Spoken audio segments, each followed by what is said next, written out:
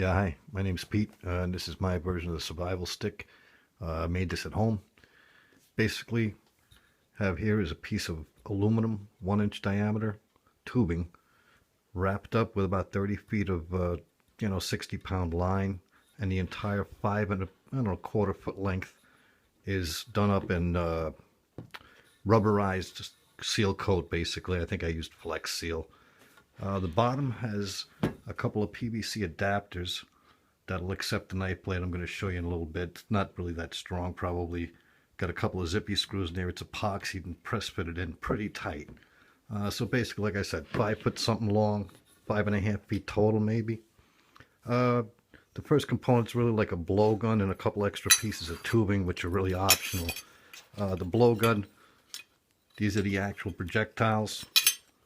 I guess what you'd call the other parts that attach to the back are all in here. The flights are all inside here.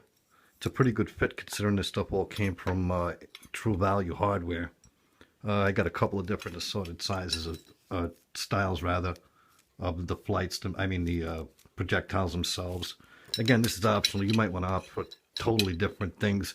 This entire thing takes up 22 inches of the entire 5 foot. So you might want to go for something different, more oriented to what your needs are. The first component, like I was saying, is this knife. It's a modified knife that was broken. The handle was busted, so I basically took a steel threaded fitting, took some epoxy, and again, jury rigged a couple of screws to make it kind of tight. You ain't killing no bears with this thing. I had a little extra room, so I threw a couple of Slim Jims in there, either for bait or you can eat that yourself. The next little container here has some fishing hooks, some safety pins, a couple of large sewing needles, and a spool of thread. Actually, a couple of spools of thread. A little bit of fishing line too, obviously. 2 small spools when my wife let me have a couple of the bobbins out of a machine. I think they're called bobbins. Next here, water treatment tablets. You need 1 quart per, 1 tablet per quart. Takes 4 hours. There's about 20 of them in here. Again, not a big supply, but it's not really meant to be a bug out thing. Next here, fire starter. Basically magnesium fire starter stick with a striker built into it. A couple of lifeboat matches. I put a couple of birthday candles in there too because there was room. The striker with the magnesium actually had to be shaved down to fit into this tubular thing here. So instead of throwing the stuff out after all that filing and scraping I decided to take a couple of caps that were laying around. I think they usually for the bottoms of tray tables or something. And I put the stuff in there, and because it's such a pretty good fit, I'm not worried about this stuff falling out.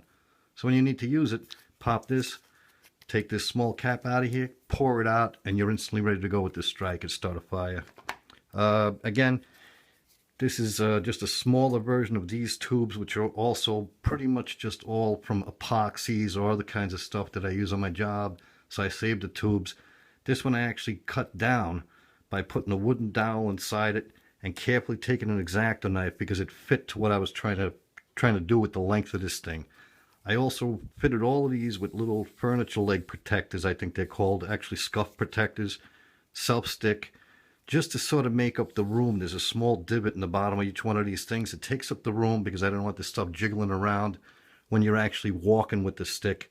The entire thing probably could be a little bit lighter, but I think it comes in about 2.5, 3 pounds, but it's got a lot of stuff in it. Next over here, small flashlight, glasses for the visually impaired like me, miniature Swiss knife, a fish bob I stuck in there, some X-Acto blades, and some sewing needles.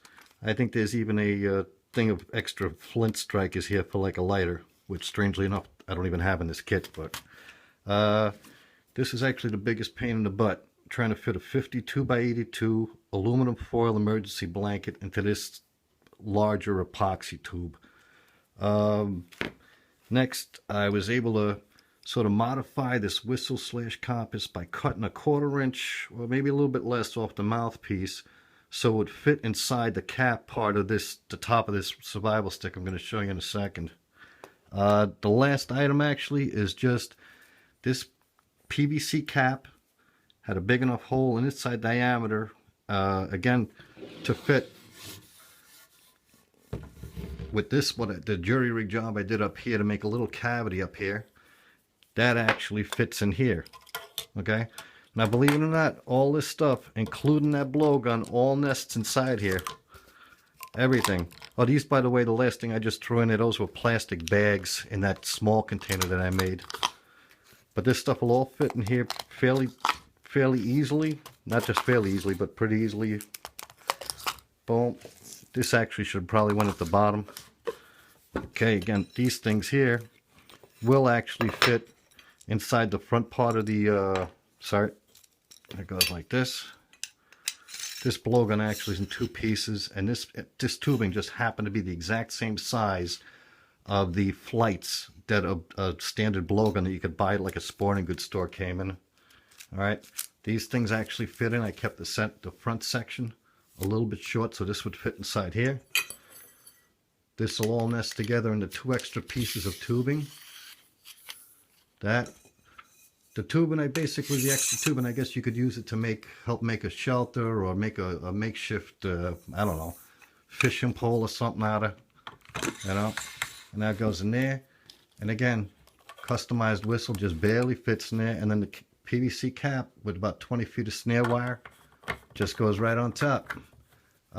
Basically, just not that hard to do. Took me a while to figure everything out, dimension-wise and everything.